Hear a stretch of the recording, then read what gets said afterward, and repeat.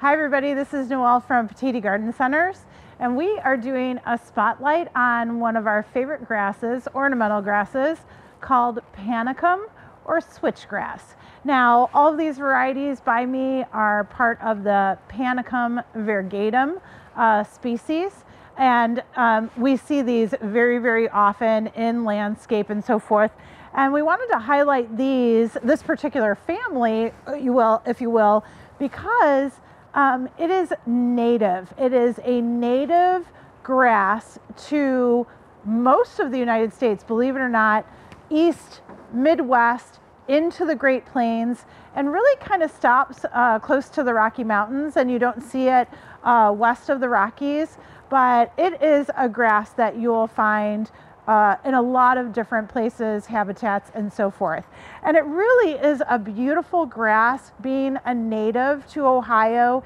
So let's talk about how you are going to be successful growing this Panicum or switchgrass. So to start out with, Panicum really like full sun conditions. And to be honest, if you want to keep them looking beautiful, upright, not letting them kind of open up as sometimes grasses do, keep them in the full sun. So 6 or more hours of sunlight.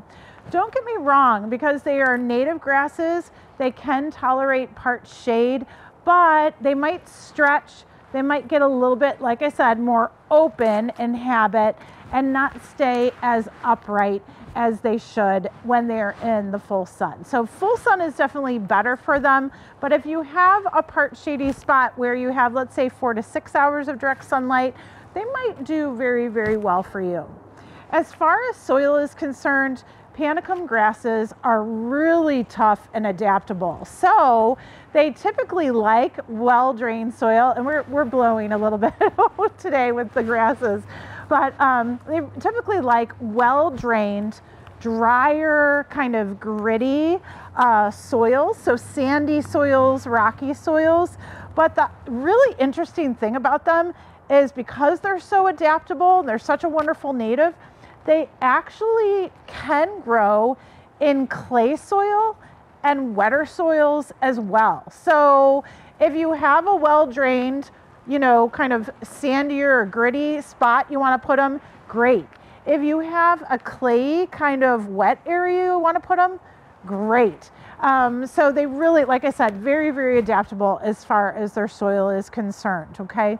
Along that lines with their watering is usually average. And of course, to get them started, we always talk about that 1 inch of water 1 time per week, a nice deep watering for them if we don't get rainfall. And once they're established, they are extremely drought tolerant, but again, also moisture tolerant. So they really are, like I said, just easy, low maintenance, very, very adaptable, okay? As far as fertilizer goes, and this is kind of key here, they really don't want to be fed very often, if at all. So if you want to do your spring feeding of plant tone and iron tone, and then just let them go the rest of the season, that's great. Lots of times with native type prairie type plants, they really don't need a lot of nutrients. They do very, very well on their own. So sometimes we are trying to nurture plants to make them grow better or grow, bloom more or what have you. You really don't have to worry about the Panicum or switchgrass. They really don't need that many nutrients out there. They do fine just by themselves. Okay, so how do you maintain these guys? Well, with all grasses, you really want to make sure that you are using them for their 3 seasons of interest. So that's typically summer, fall, and winter, where they'll stay upright. Most of the Panicum species have a nice upright form to them. They might have a little dip in their leaves and their foliage, and then their inflorescence come out in this wide open seedy panicle, okay? So use them for that. Use them for those 3 seasons of interest. And then in spring, typically early spring, let's say March, when we get a nice day out there, you go and you cut these grasses all the way down, as low as you can go. So I tend to take just head shears and go down, and what I'll do is I will bundle the grasses or tie them with some twine, and then I'll go ahead and I'll just take my head shears and go down and really cut all the way through, have that twine bundle, and go ahead and you can throw that in the compost pile and it will slowly deteriorate. And that works out really, really well, okay?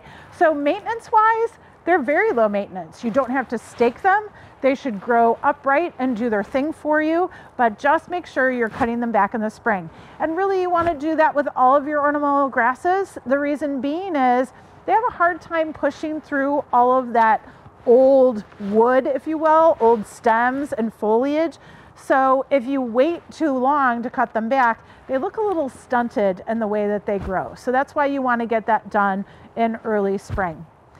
Second thing is propagating. How do you propagate, a panicum grass or really any of the ornamental grasses? Well, these grasses do have a fairly deep fibrous root system. So you do want to take a very sharp spade, if you will, or shovel, and go ahead and you can literally dig out a clump from the outside ring of the grass and go ahead and replant it as soon as possible in the springtime. You can also dig the entire clump and then divide it into quarters and take those quarters and then go ahead and replant as well. So when you want to do that is actually in the springtime, as I mentioned, and it's really because, again, your rule of thumb is your fall blooming perennials like grasses that do produce their inflorescence in the fall would be preferred to, of course, transplant and divide in the springtime. So that's going to be that ideal opportunity to go ahead and do that. Okay, now let's talk about panicum attributes, and I already kind of mentioned a bunch. Obviously, they are native, and when you have a cultivated variety, they are nativars to Ohio. They are very drought tolerant.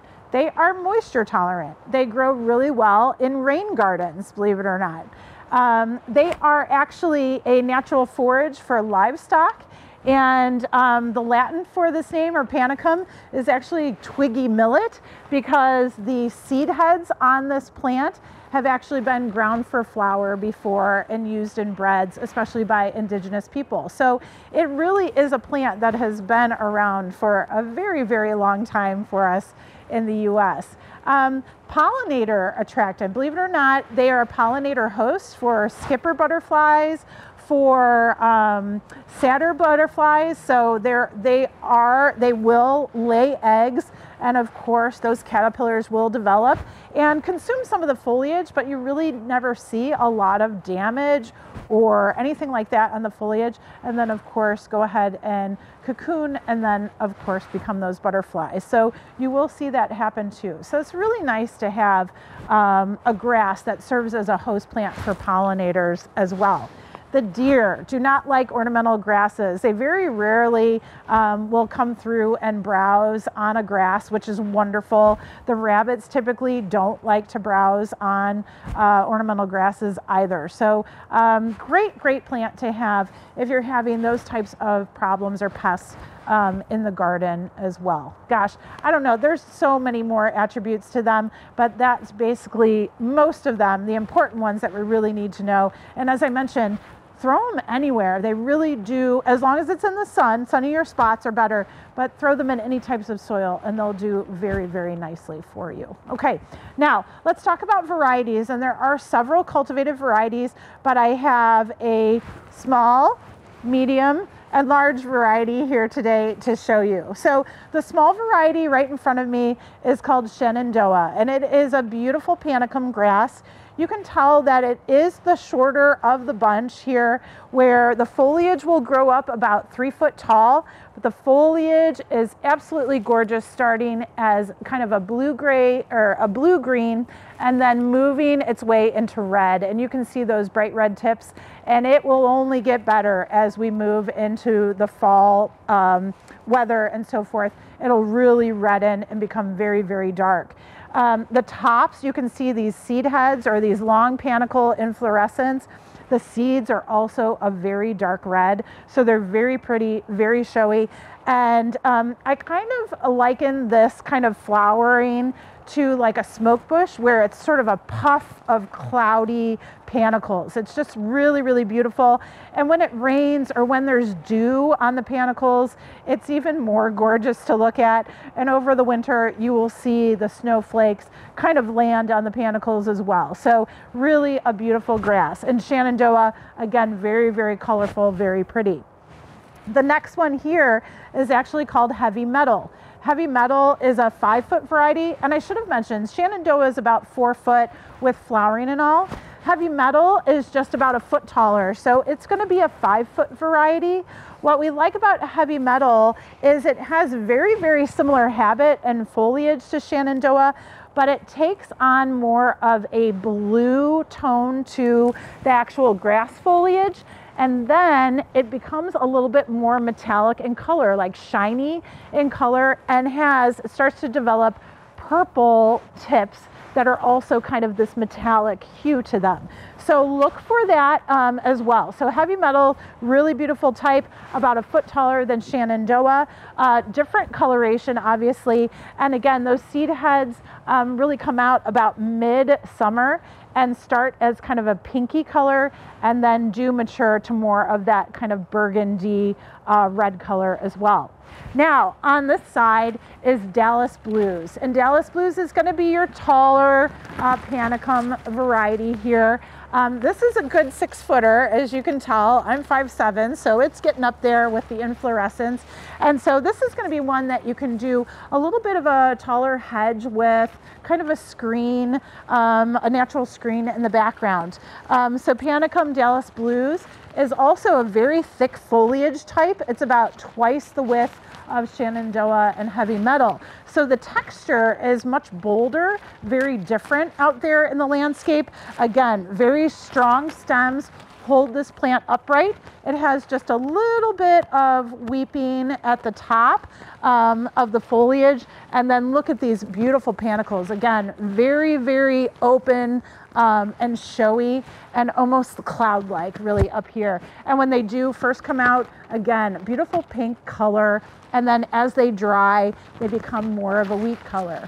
As you move later into fall, all of these grasses will turn a very pretty kind of burnished gold out there, get more of a weedy look, wheat as in wheat, as in the grain, not weedy, but wheat color, and really look absolutely gorgeous out there. So like I said, make sure you're taking your ornamental grasses and really using them out in the landscape as something to look at for those winter months, and then of course cutting them back early spring.